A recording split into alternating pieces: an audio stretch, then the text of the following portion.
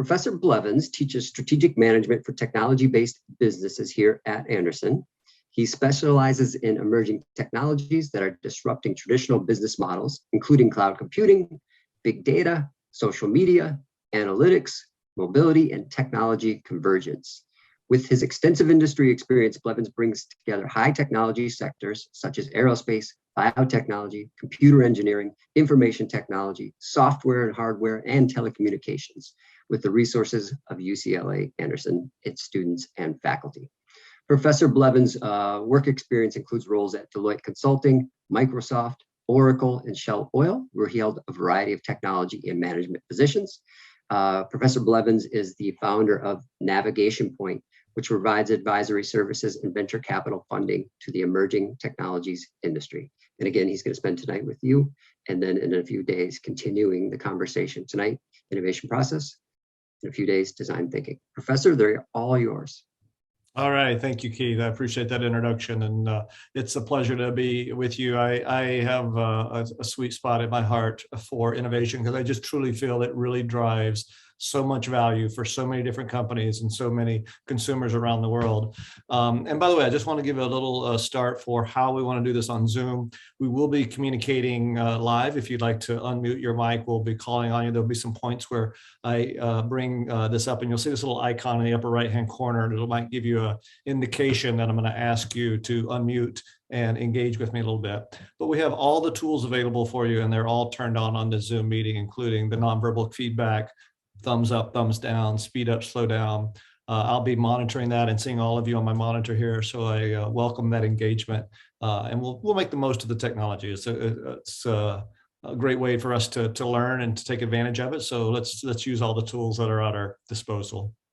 So let me talk to you a little bit first about product innovation and the innovation services itself. And I want to start, and I'm going to ask you to unmute here and engage with me, or type into the chat window, I can see that as well, on what innovation is. Because if we're going to have a class today on what innovation is, I want to hear, like, how do you define innovation? If you need to tell your coworkers or your parents or someone, how do you define innovation as it comes to you? So let me just look in the chat. And I'll also ask for folks to respond to me online. If you would just raise your virtual hand, we'll be able to see that. And Apakisha, I see that your hand is up. Why don't we go ahead and have you chime in for us on how do you define innovation? Thank you, Professor. For me, innovation is a way of doing what you do in a better way, in a more efficient manner, cheaper, or just doing something that has not been done before, in a way that it just brings about improvement for most. Yeah, that's innovation for me. Okay, good thing. Vandana, you had your hand up?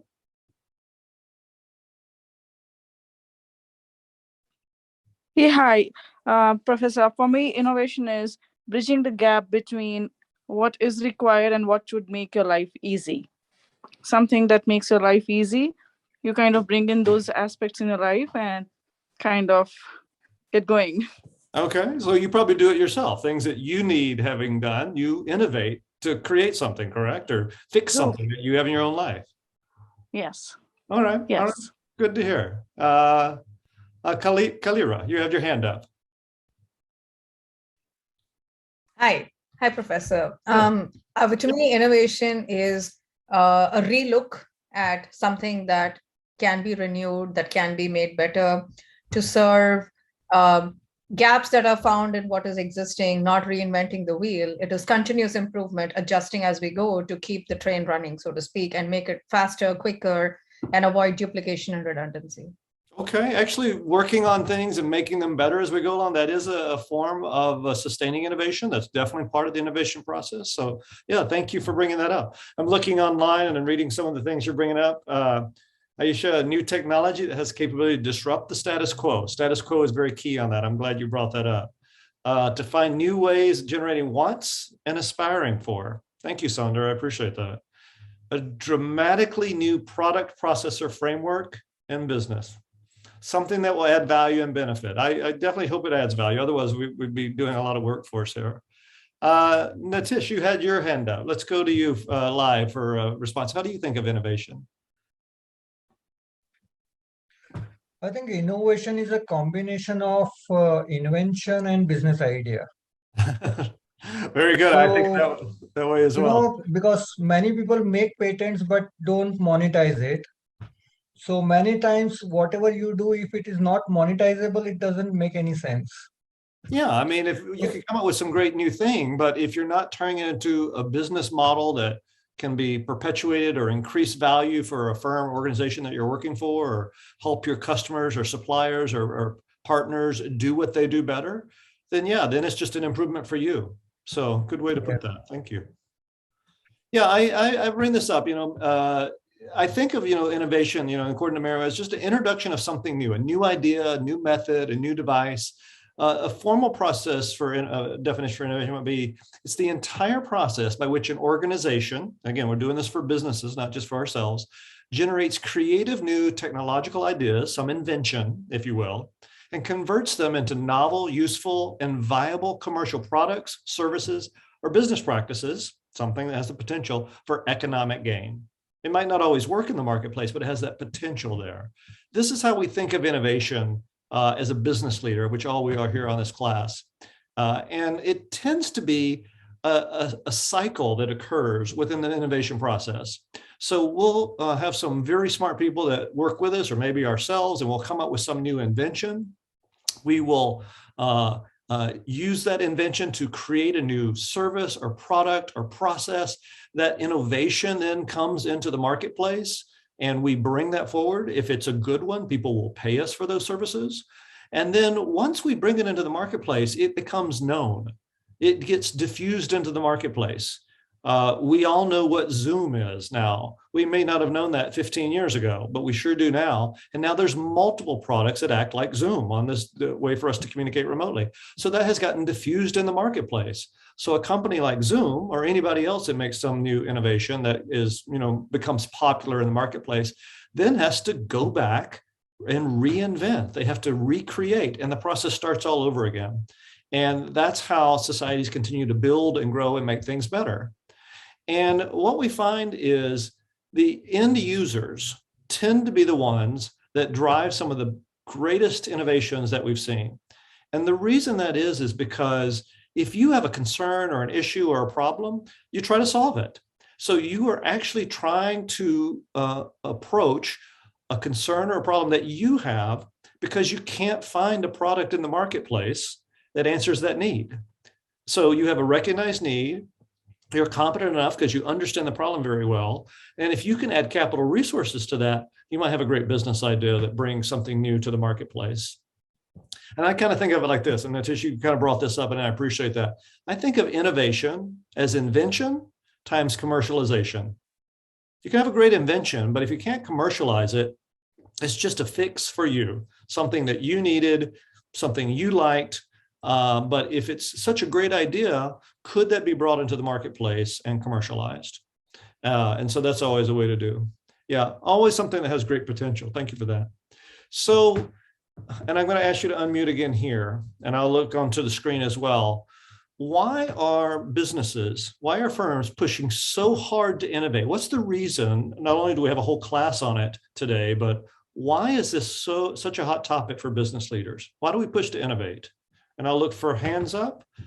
Rupesh, you had your hand up first. Let's go to you. Yeah, so yeah, you can hear me, right? I can. Yeah, so to gain the competitive advantage of one company over the other, so continuous innovation has been done. And to bring in new things, to try out new things, which will be of use for the human society, which will improve not only the standard of living of the people, but also will create a sustainable industry, considering the nature now into point of like the point of view. Good point. Yeah, it's got to be the competitive nature of it, and also you are helping society when you're bringing products and services that they need. It's a very noble thing to be able to do. Thank you, Eugene. Eugene, you had your hand up.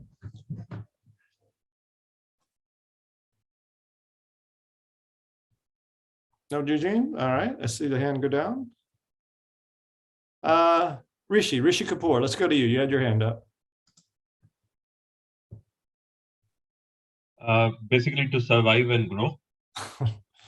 Very good point. If you're not innovating, you're moving backwards in today's fast-paced business market. Couldn't agree more. Inversa, how about you?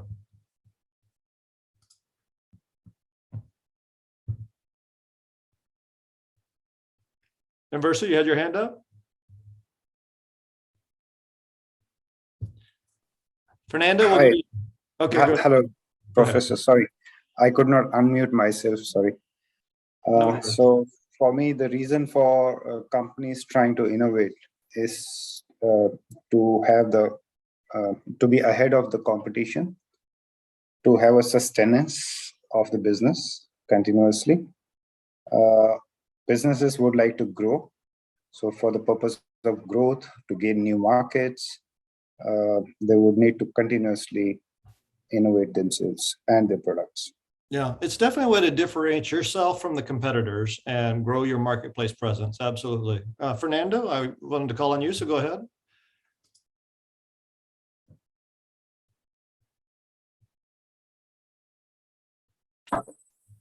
Sorry, I was trying to unmute myself.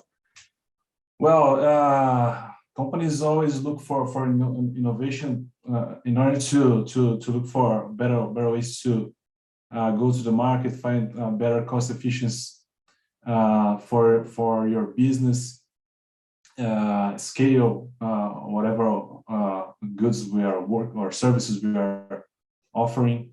So there are many reasons for companies to find innovations. It can be a simple process innovation that will save lots of dollars by the end of the month. Okay, yeah, good point. We need to be able to differentiate ourselves in that marketplace. And just Leon and I need to innovate to stay where you are and doing your best. Without innovation, you'll not be able to sustain. Couldn't agree more with that. I love railway steam engine replaced with electric. Yeah, your products or services might actually just be upended by a whole new method. If you make internal combustion engine cars right now, you should be worried about electric vehicles, and it may be a whole new game that you're walking into. Continuously understand the needs of the customer. Absolutely love that. That's part of my design thinking class, and to really understand and empathize with the customer and see where they are. Yeah, there's a lot of reasons why companies strive to innovate, to drive new growth, to attract new customers, to enter new geographic markets. Sometimes a product or service you have in one marketplace on the globe needs to be altered to be able to have an entry into another marketplace. You want to tap unmet customer needs. You want to reduce cost. Remember, innovation can happen internally as well by doing what you do better and innovating in the manufacturing process or the operational process. And really, ultimately, this is just to avoid decline. This is survival of the fittest. And you need to be able to have a company and a firm that can actually drive an innovative culture to stay relevant. According to Harvard Business School, competitive advantage lies in the ability to create economy driven not by cost efficiencies, but by ideas and intellectual know-how. As we go more to a thought-based and service-based economy, ideas tend to win more as we move further and further away from the heavy manufacturing of prior days. And we have seen in the past, when companies don't innovate, they fail. There have been plenty of examples in the marketplace of that happening, and even some that have stumbled, still around, but have not been what they were at one point. And if you can drive a deeper innovation throughout your organization, throughout your enterprise, as a leader, this is what you try to do. And so there's a couple of types of innovation I want to discuss here. One is sustaining and one is disruptive. So let me bring this up a little bit as we talk through. A sustaining innovation is one where we're just improving upon, and I shouldn't say just, we're improving upon the performance of existing products, existing services, existing manufacturing or operational details of the things we do, making what we do better. And the sustainability of that innovation keeps us relevant in the marketplace. But the one that gets the most attention, the one we hear the most about, the ones that sometimes movies are made about from companies, is disruptive innovation. And this is the one that is most troublesome to incumbents. But this is where you have a firm that often outperforms an established product that the mainstream market is demanding, but no one is supplying at the time. They tend to what we call come from below, because the existing suppliers just didn't see the need in the marketplace. Someone else, some smart business person realized there was something there. It's often oriented around new customers or new markets. Think younger Gen Z, millennial type markets that have new needs that weren't being addressed before. And sometimes they target very niche markets, at least initially anyway, because there's a small niche market that has a need, nobody's fulfilling it. If we come up with a better opportunity, a better product, a better service, they'll buy it and they'll pay premium for it. And matter of fact, if we do it well enough, it might actually go to the mainstream. So the difference here between these sustaining and disruptive innovations, sustaining is about doing it better. It's about improving what we do already, reducing cost, improving distribution and logistics, improving the quality, making it better. Not really doing heavy upsetting things, nothing that's groundbreaking that makes the news on a new way of doing something, just a better way of doing something. But when you get to disruptive, this has truly changed the game capabilities. This is where you're moving the goalposts, like the entire industry could be upended by what you're bringing forward. It destroys current markets and actually builds brand new ones. And if you're the one that's defining the rules of that new market, you tend to win. Products that are simpler, better, more affordable, more accessible, more customizable, all the things that our customers are looking for that they can't get in a product that may do the job, but yours can do it in a far more efficient and better manner. So you think of sustaining innovation as something where you and your team understand the problem really well. You know it so well, you can go in and improve the process.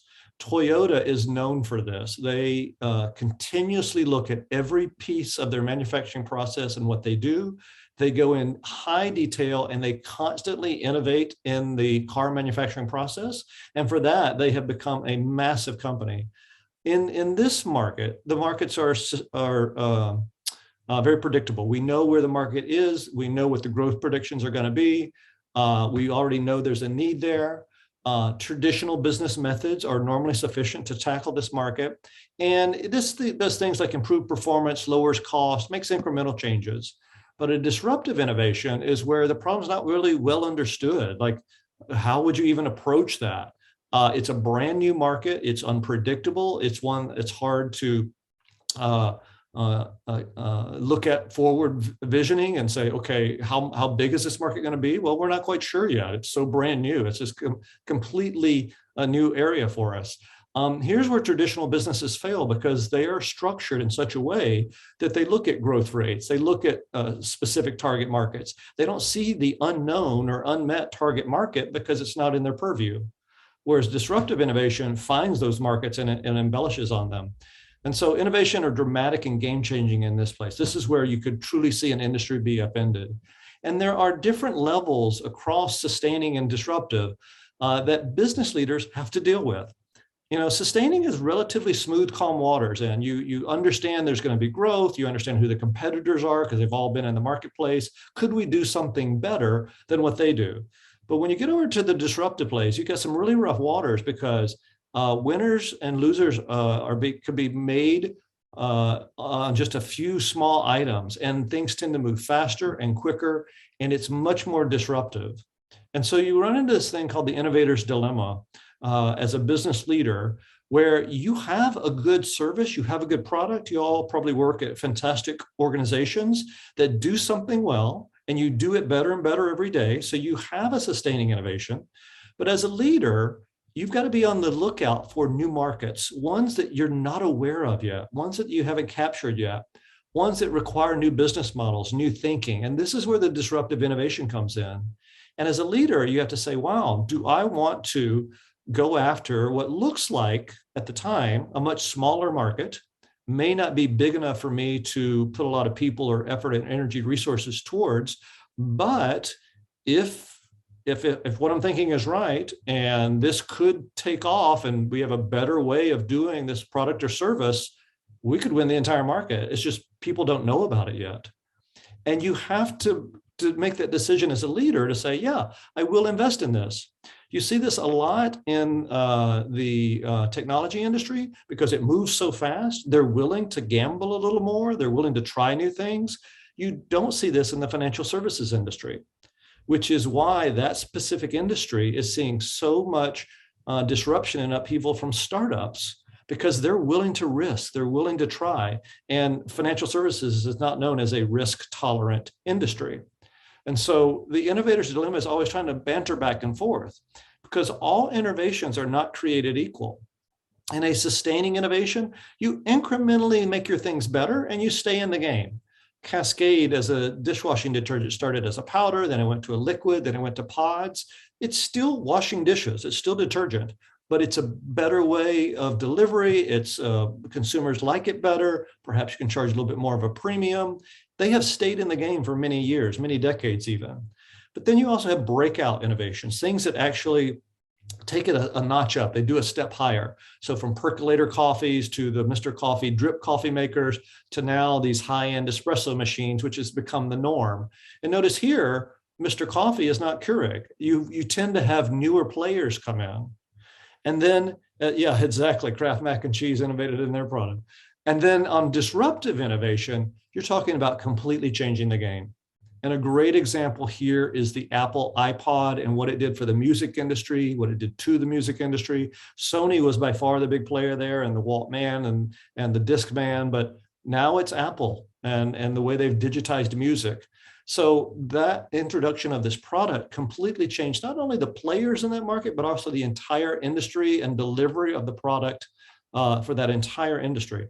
These are why innovation things can be different. So in sustaining innovations, like in an automobile place, you might have a new model that comes out every year. Great, that's good to do. It increases and improves. An adjacent innovation might be the new car becomes an electric car, or you still go to the same dealer, but you buy a different type of car, like from an internal combustion engine to an electric vehicle. But when you really want to think of truly disruptive innovation, you have to ask yourself, what is it that consumers buy cars for? Is to get from point A to point B. Do they really want a car, or do they want transportation? So disruptive innovations might think of the problem in new ways and say, could we do an on-demand car service? Could we use app-based services? And you see people like Grab and Didi and Uber and Lyft and BlaBlaCar and Taxify and all the others around the globe that are now saying, we can just provide you delivery services. Yeah, Instacart and DoorDash is another one that have totally changed the way we might consume food. So as a leader, you're the manager. There are different approaches of how you deal with innovation. The first is this innovation exploration. This is the management process, the process by which you go through as a manager. The next is the innovation execution. And this is about your operational choices of how you run your businesses and how you innovate there. And then the last is this exploitation of the innovation, which is making strategic choices of how you make the most of this innovative environment or this innovative product that you've created. So let's walk through each of these. I think this is worthy of our time. The first is this innovation exploration. And this is where you are actively looking for new business ideas and opportunities.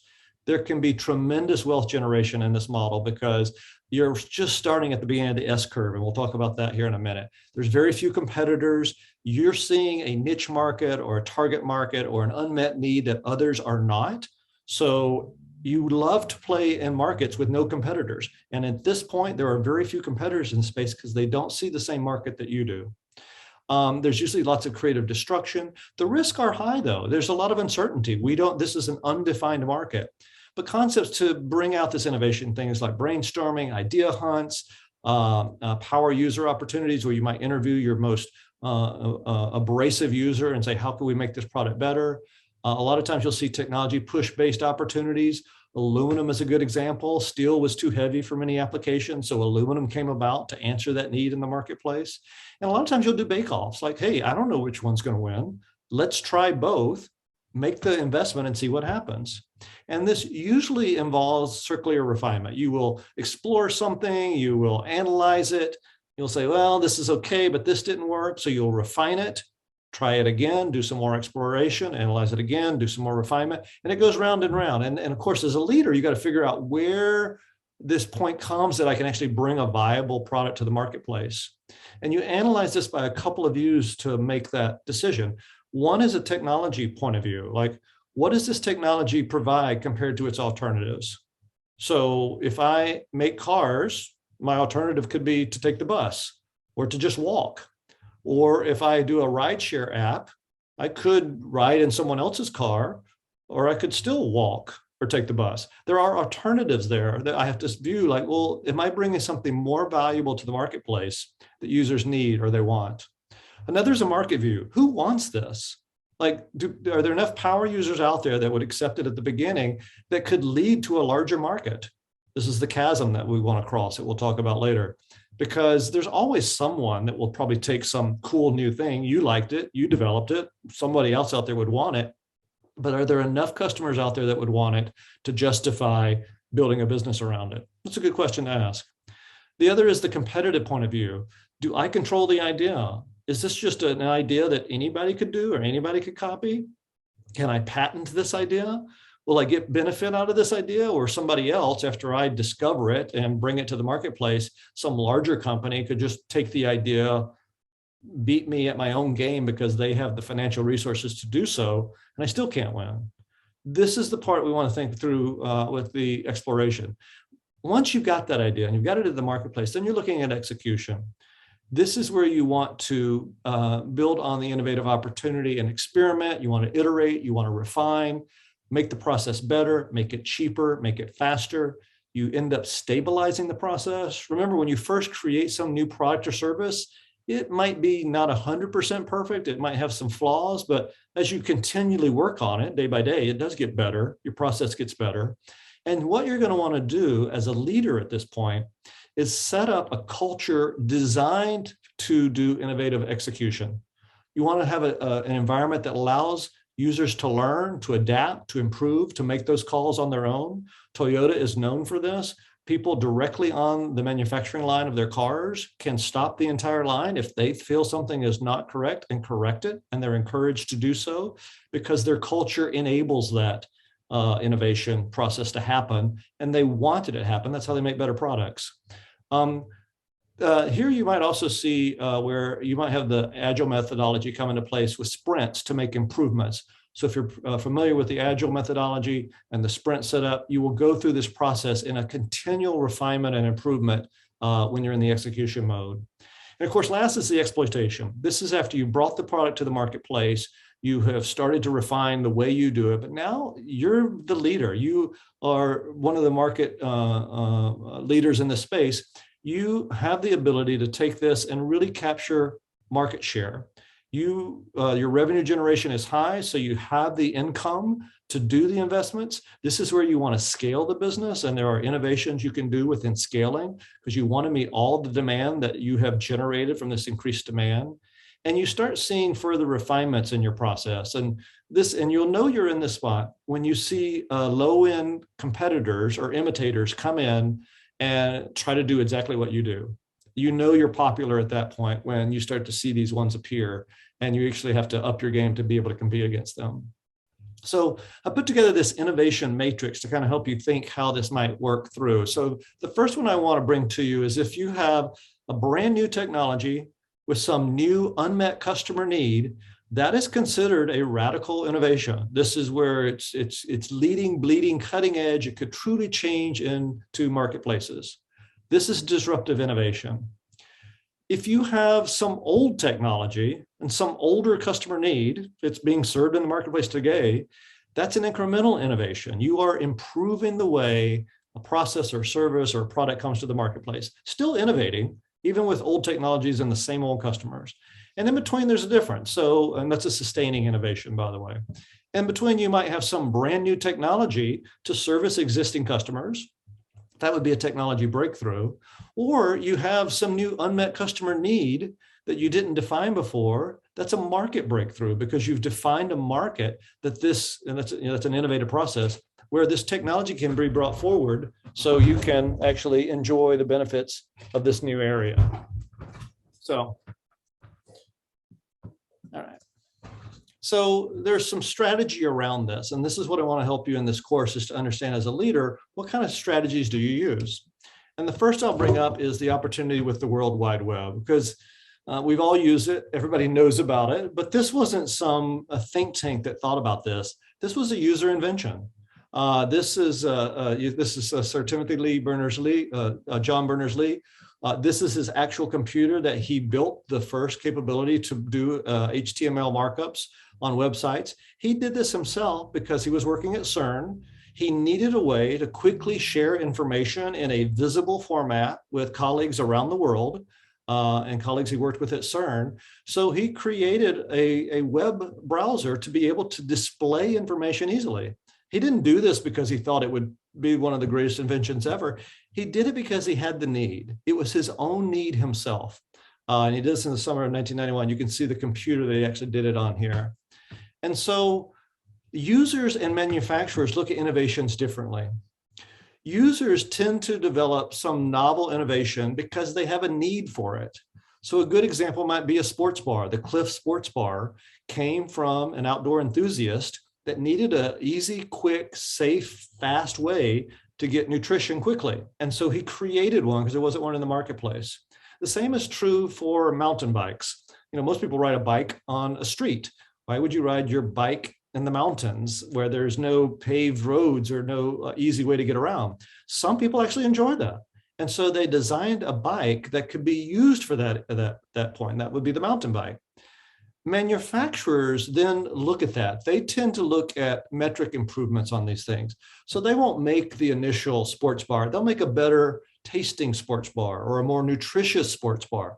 They will improve upon the user need and try to say, hey, we can supply your need even better. If you're an outdoor enthusiast or if you're a hiker, our power bar is better tasting, more energy, easier to consume, more compact, all the good things that you need when you're in the woods. Or if you are a mountain biker, that mountain bike could be very heavy. Ours has springs on it. It's titanium, it's lighter. You can even do more tricks and more riding capability within the mountain. They didn't create the concept, they improved upon the concept. And if you understand this difference, because many of you come to this, not as yourself, but as a business leader, consumer product innovations have changed marketplaces. Gatorade, the health sports drink, came from the University of Florida because they needed it for their athletes. Sports equipment, like a mountain bike. A woman created a sports bra because there wasn't one in the marketplace and she needed it. Office products, this is my favorite, the old whiteout liquid. Secretaries used to have to type on a typewriter, make a mistake, you'd have to start all over again. So a secretary created this and she felt there's got to be a way that I can just make one small correction and I have to retype the whole page. That came from a user need. Same with social media and Facebook. It was done by a user in a college dorm who wanted to interconnect with other college students. Consumer product innovations can be highly innovative. And so when you start thinking about how this works, when a user has a problem, think of any problem you might be wanting to solve, you need information to work on that issue or problem. So you have something you want to solve. So usually you go out to user sites, forums, blogs, you go to clubs, you try to find something that answers a specific need. And if you're a manufacturer, you're trying to provide a solution to customers. You are looking to solve the problem. And so the information you're looking for, you're looking at for manufacturing sites like specifications and uses and what do users want and things of that nature. And so these more innovative things tend to come from users. And I'll ask you to unmute here so you can give me some responses back.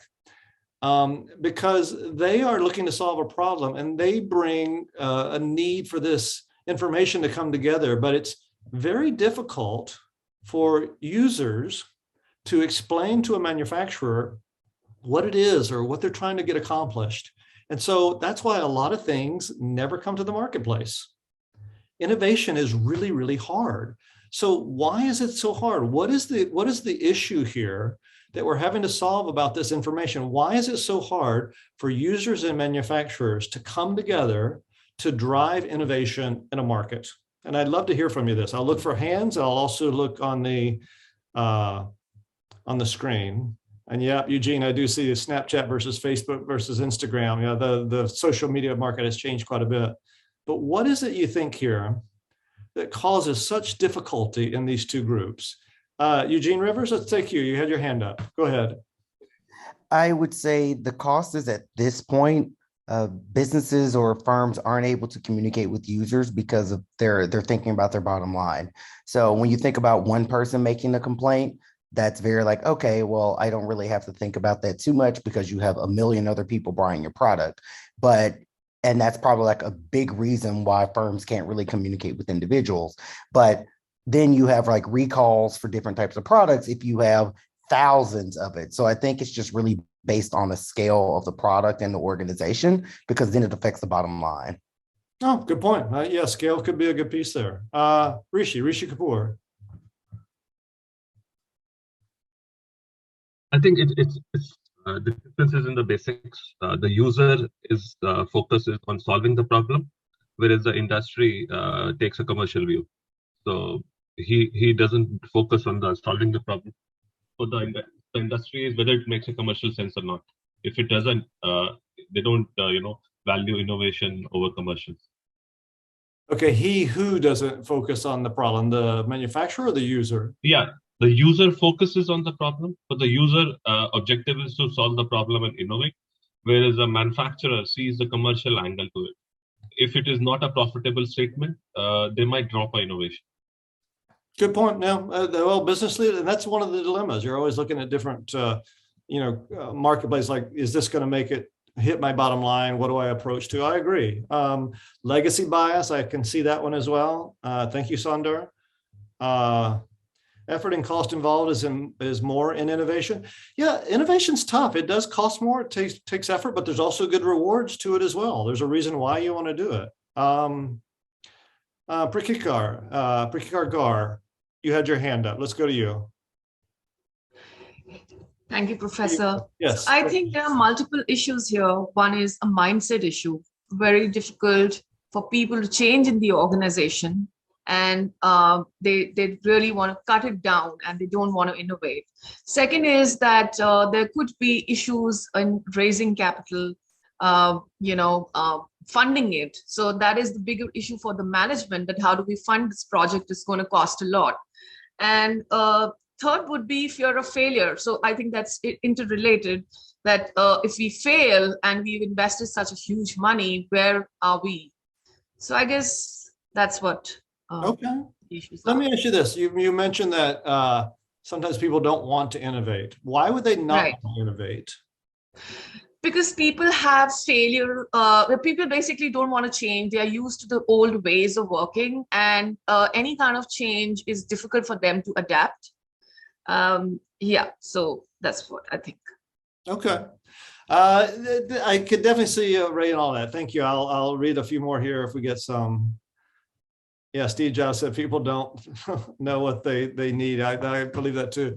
It's interesting when you start talking about users and people that could supply a user solution, usually companies, they need to understand what the problem is. I tend to think people want to help.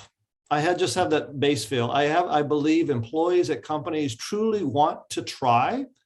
I believe most people truly want to innovate. They may not call it specifically that, but they do. But it's hard, and it's really hard for a couple of reasons. And one of those is the information they need to drive the innovation is very sticky. And what I mean by that is they don't have the information they need to solve the problem. It's very costly to get information from one side to the other. And it's hard because you think you understand what someone needs. You think you understand what the needs of the consumer is, or the consumer says, I've told you what I need. I don't understand why you can't fix my problem. It's very hard to get across that. And so you'll hear things like when developers come back and how do you tell your child how to ride a bike? I mean, we all know how to ride a bike. We've done it before, but how do you describe it? How can it be understood? How do you get that knowledge across? Or is riding a bicycle or learning to snowboard something you kind of get a feel for? So how do we get that message across? Or from a developer point, when someone's trying to develop a product or service, the developer might say, well, you didn't tell me that's how you wanted to use it. I didn't understand that. If you were going to use it that way, if I would have understood, I would have done it differently. it's just really, really hard for us to come across with there. And this sticky information is about information flow between the person that has the problem, the user, and the manufacturer that can solve it. And so the user is looking for a solution. They are out trying to find a marketplace problem. So they seek information from sources of knowledge, usually manufacturers in the marketplace. Whereas a manufacturer seeks information from the users. What do you want? How can I help you? Fill out this survey. We'd love to understand your needs better. The key here is each have information, and it's really hard to get across. And so a lot of times what you'll see in the innovation process is this rapid prototyping, where a user will provide their specifications, and then the manufacturer will say, okay, I will develop you a prototype. The user says, thank you for the prototype. It's not quite perfect, sends it back to the manufacturer. The manufacturer will listen, try to understand, try to make some changes, and they keep iterating back and forth until the user gets satisfied. And this back and forth takes time. It takes process. Usually, if the user is the manufacturer, think of Gatorade, think of Whiteout, think of Cliff sports bars, think of mountain bikes. The user doesn't have to go across this chasm of information. They have the information. They know exactly what they're looking for, so they know how to build it. Manufacturers may not. And so you'll have this issue where users are actually learning by actually doing it themselves.